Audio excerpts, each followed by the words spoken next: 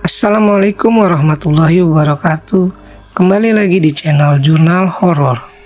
Untuk cerita kali ini berjudul Misteri Surau di Tepi Sungai. Kisah berikut ini terjadi di sekitar awal tahun 90-an. Dan nama tokoh yang bersangkutan serta tempat seperti biasa akan kami samarkan demi kenyamanan bersama. Matahari semakin terbenam di ufuknya pada senja hari itu. Perlahan namun pasti, langit yang kian menggelap menggantikan terang memasuki waktu malam. Jamaah yang hanya sekian orang meninggalkan surau tua tersebut setelah selesai sholat maghrib. Ismail kecil masih betah berdiam sendiri di dekat gertak reot yang letaknya di sebelah surau. Matanya sedang tertuju pada sesuatu yang ada di gertak yang telah terbengkalai di situ.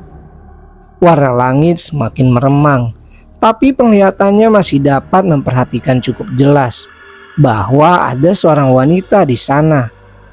Bocah cilik itu merasa aneh. Di satu sisi, ia penasaran dengan sosok wanita tersebut. Entah kenapa, rasa-rasanya ia pernah bertemu atau mengenalinya. Sementara di sisi hatinya yang lain, ia ragu bahwa ia kenal dengannya. Perempuan yang tengah mandi pada jam tak wajar tersebut sepertinya sadar kalau Ismail sedang sibuk memperhatikannya. Dengan gerakan pelan, ia menolehkan wajahnya ke tempat Ismail terpekur sendiri. Tak ada penerangan sama sekali di situ. Tapi Ismail melihat wanita itu melambai-lambaikan tangannya. Ismail merasa terpanggil. Sesaat ia ragu untuk menghampiri, walau sebenarnya ingin sekali ia menemui perempuan yang tampak tak asing tersebut. Ismail, sini, sini, bisik si wanita agar Ismail mau mendekat. Seperti hilang kesadaran, pelan-pelan Ismail berjalan maju menuju orang yang memanggilnya itu. Ketika kakinya menginjak ujung gertak, ada tangan merangkul erat bahunya. "Mau apa kamu?" serga lelaki tua tersebut. Ismail tergagap ketika tahu-tahu ia sudah dirangkul oleh Wak Busran, nama lelaki tua tadi. Ismail berpaling ke tempat ia dipanggil perempuan barusan. Barulah ia sadar tak ada orang lain di situ selain dia dan Wak Busran. Wanita yang tadinya mandi di situ telah menghilang dalam sekejap. Hanya lenggang dan sepi mencekam yang terasa menggigit di tepi sungai tersebut. Ismail tak mengerti, tiba-tiba ia jadi ketakutan sendiri. "Dari tadi aku perhatikan kau melamun saja di sini. Lalu kau mau nyebur pula ke dalam sungai itu. Kau nih cari penyakit ke apa?" Wak Busran menegur lagi. "Kalau udah habis sholat maghrib, cepat-cepat pergi balik. Jam segini jamnya jin pada keliaran. Kau bisa kesambat." Ismail hanya bisa mengangguk mendengar nasihat Wak Busran. Ia pun mematuhi perintahnya dan segera berlari pulang ke rumah. Kejadian malam kemarin masih membekas di kepala Ismail. Perasaannya memang berkata ia seakan kenal dengan wanita yang ia temui itu. Tapi ia tak mampu mengingat siapa dan kapan ia pernah melihatnya sebelum ini. Selepas beberapa hari berlalu, akhirnya ia melupakan peristiwa aneh tersebut. Sore harinya, gerimis membasahi langit tanpa henti hingga waktu petang tiba. Berbekal sebuah payung hitam yang lusuh, Ismail pergi berjalan ke surau satu-satunya di kampung pinggiran sungai tersebut. Ketika hendak pulang setelah ia sholat maghrib, lagi-lagi langkahnya berhenti persis di dekat gertak yang sama seperti sebelumnya. Dan si wanita yang kemarin ia lihat juga sudah ada di sana. Seutas senyum mengembang di bibirnya tatkala ia melihat Ismail. Tangannya melambai lagi memanggil-manggil si bocah agar mau mendekat.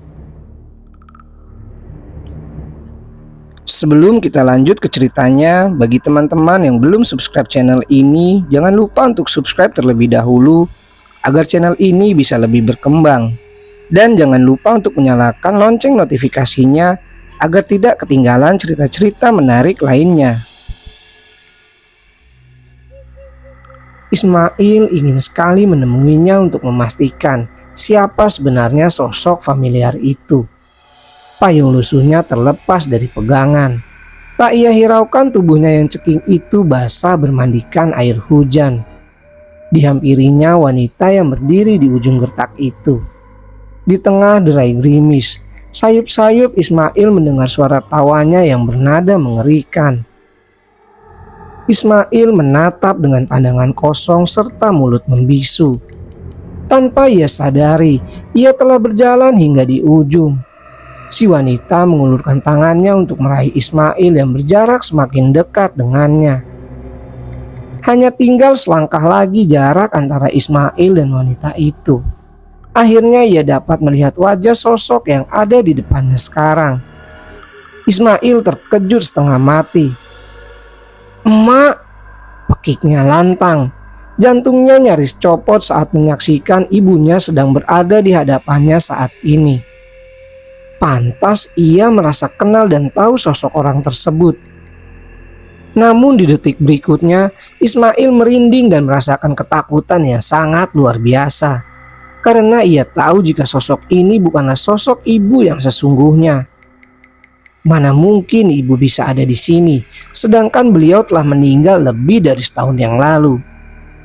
Perempuan menyerupai ibu Ismail itu menyeringai lebar.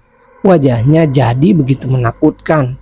Suara tawanya semakin keras keluar dari mulutnya yang melebar. Ia berhasil menggiring calon korbannya masuk ke dalam perangkap. Ismail hendak melarikan diri. Sayang geraknya masih kalah cepat dengan makhluk berwujud ibunya tersebut. Jari-jarinya yang berkuku runcing menancap kemudian mencengkram pergelangan kaki Ismail, sehingga bocah malang itu tersungkur dengan keras. Ismail memekik kesakitan. Tanpa memberi kesempatan untuk bangkit, si wanita lalu menarik paksa tubuh Ismail agar segera masuk ke dalam sungai. Ismail meraung-raung keras dikuasai rasa takut. Ia sadari bahwa nyawanya berada dalam mara bahaya. Namun sekuat apapun ia menjerit, tetap saja tak ada orang yang mendengarnya. Lokasi surau itu sepi tanpa ada siapapun di sana. Si wanita berhasil menjatuhkan tubuh Ismail hingga ia tercebur ke dalam sungai yang gelap. Tenaganya mulai melemah. Dengan susah payah ia masih berupaya menjaga dirinya agar tidak tenggelam. Dua tangannya menggapai-gapai permukaan air. Namun sekonyong-konyong perempuan tadi memendamkan lagi tubuh Ismail untuk masuk jauh lebih dalam lagi. Ia terkekeh kegirangan. Ismail sudah tak sanggup untuk bertahan. Bagaimanapun tenaganya kalah jauh dengan tenaga yang dimiliki wanita misterius tersebut. Tubuhnya makin melemah. Ia lemas berada lama di dalam air. Ia tak sanggup lagi menarik nafas. Pandangannya pun menggelap. "Matilah aku," batin Ismail. Di saat genting itu, muncul sosok lain yang dengan sekuat tenaganya mencoba mengangkat dan mengeluarkan Ismail dari dalam air. "Allahu Akbar!" Pekik orang tersebut yang ternyata adalah Wak Busran. Kepayahan ia membopong Ismail menjauh dari gertak tempat ia tercebur tadi. "Bangun nak, bangun, ya Allah!" rintih Wak Busran kepada Ismail yang tak sadarkan diri. Susah payah ia berusaha menyadarkan Ismail. Ia tak ingin sesuatu yang buruk menimpa bocah malang tersebut. Ismail pun terbatuk-batuk. Dari mulutnya menyembur air yang tadi menyumbat kerongkongannya. Dia selamat. Ismail berhasil lolos dari maut yang hampir membuatnya tewas tenggelam di sungai yang dalam. Ia menangis keras-kerasnya dalam pelukan Wak Busran. Pak tua itu pun lega setelah berhasil menyelamatkan nyawa anak ini. Tak henti-hentinya lisannya bertasbih. Kemudian buru-buru ia mengantarkan Ismail pulang untuk segera dirawat. Sambil memeluk erat ayahnya, Ismail menangis lagi. Sesekali dalam tangisnya ia berkata dengan tersendat, "Tadi adek emak, Pak, adek emak." Pak Jamal, ayah Ismail, tertegun setelah mendengar cerita Wak Busran barusan. Ia tak percaya kalau nyawa anaknya hampir melayang jika saja Wak Busran tak ada di sana. "Aku udah curiga dari sejak anak kau nih suka melamun di situ. Perasaan aku rasanya emang udah tak nyaman. Pergi aku ke surau tuh, ku tengok ada payung dekat gertak. Di sungai malah ada dia mau tenggelam." Tukas Wak Busran panjang lebar. Pak Jamal melihat ke pergelangan kaki anaknya tersebut. Ada ruam membiru dan luka cakaran di situ, bekas dari tarikan tangan si wanita. Tampak Ismail mengernyit, menahan sakit di kakinya. "Sekarang bulan naas, penunggu sungai Agik nyarik tumbal. Jaga anak kau nih baik-baik, Mal. Usah kasih keluar rumah kalau udah malam.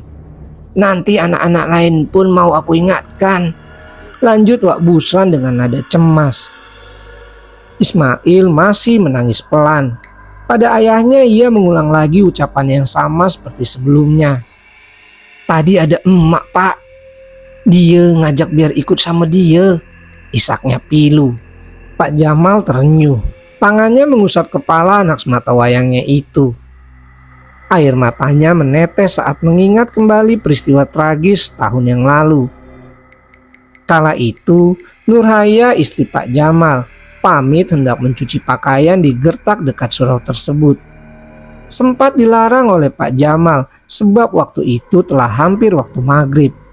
Tapi entah kenapa himbauannya malah tak didengar oleh Nurhaya.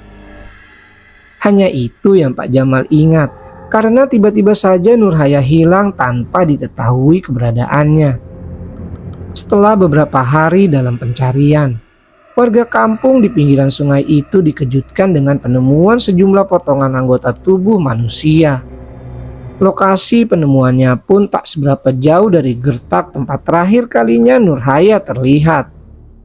Gertak yang biasanya digunakan warga sekitar untuk mandi ataupun mencuci.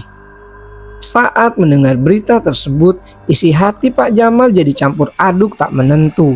Ia khawatir kalau potongan-potongan tubuh tersebut benar milik istrinya yang lenyap. Bersama Ismail yang saat itu berusia 7 tahun, Pak Jamal berjalan gamang menuju lokasi penemuan. Perasaannya hancur begitu ia mengenali bagian tubuh istrinya telah terpotong-potong dengan sangat mengerikan. Ismail histeris begitu menyadari ibunya telah meninggal tanpa ada yang tahu penyebabnya. Warga setempat mulai berspekulasi.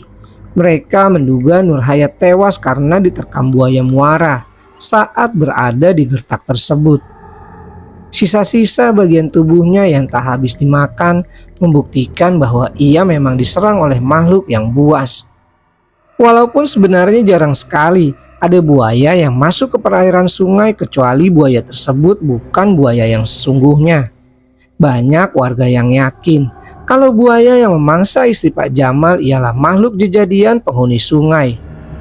Mereka pun percaya waktu tersebut bertepatan dengan waktunya makhluk itu mencari makan. Sialnya Nurhaya terpaksa harus menemui ajal dengan menjadi santapannya. Semenjak peristiwa tersebut, gertak di dekat surau kecil tersebut tak pernah lagi digunakan oleh warga. Mereka terlalu takut jika kejadian yang sama akan terulang lagi pada mereka. Sampai akhirnya gertak kayu itu semakin bobrok dan nyaris rubuh, namun menyisakan kesan angker bagi siapa saja yang mendekatinya. Sinar bulan menghiasi cerahnya langit pada malam hari itu. Wak Busran menutup pintu surau rapat-rapat setelah jamaah keluar seusai sholat Isya. Ia menghela nafasnya yang terasa berat. Jumlah orang yang sholat berjamaah semakin berkurang setelah insiden yang membuat Ismail hampir tenggelam. Warga sekitar situ ketakutan jika sosok tersebut malah berbalik mengincar mereka. Daerah ini memang terkenal angker.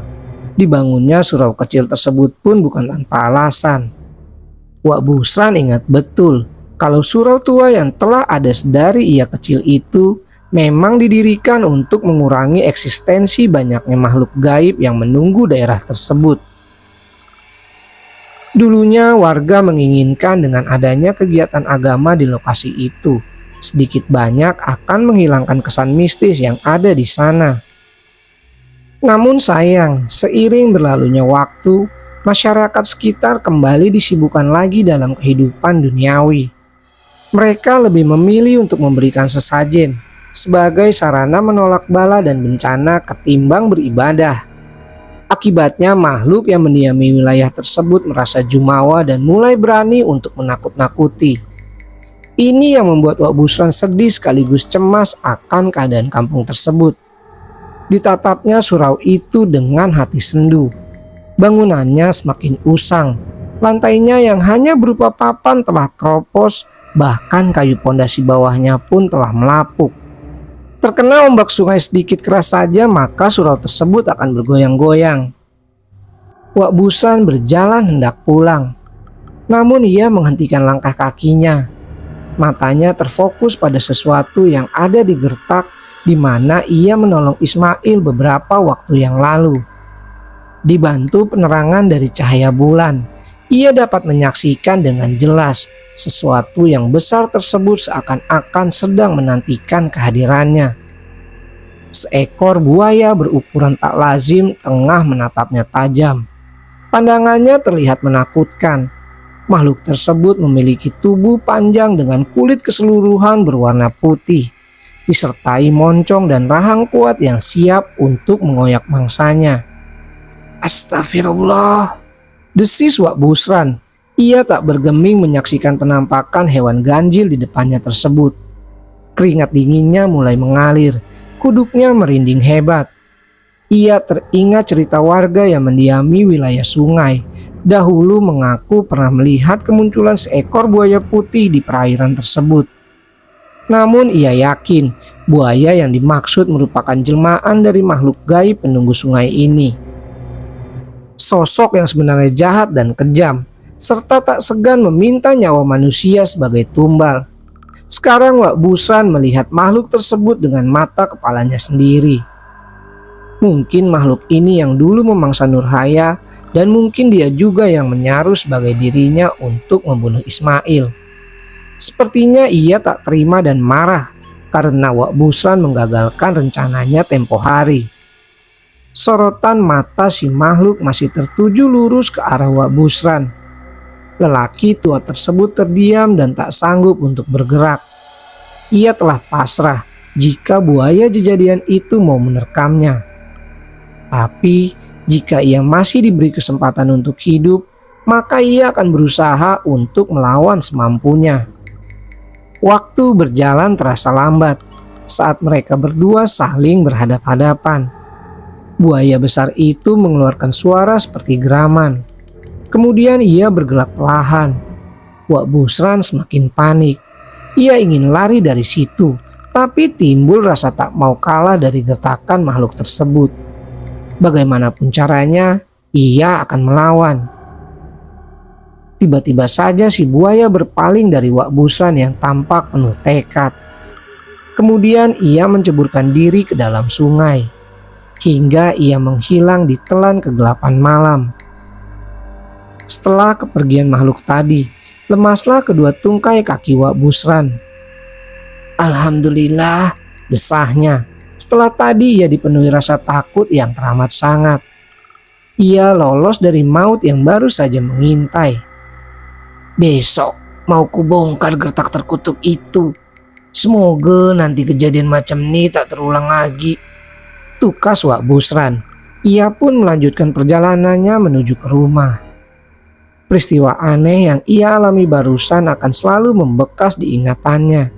Surau kecil di pinggir sungai itu pun menjadi saksi bisu atas pertemuan mengerikan antara Wak Busran dengan sosok buaya putih tersebut untuk yang pertama dan yang terakhir hingga di penghujung usianya.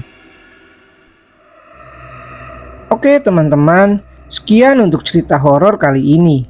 Untuk teman-teman yang baru bergabung, jangan lupa untuk subscribe dan like channel ini. serta nantikan cerita-cerita horor menarik selanjutnya di channel Jurnal Horor. Assalamualaikum warahmatullahi wabarakatuh.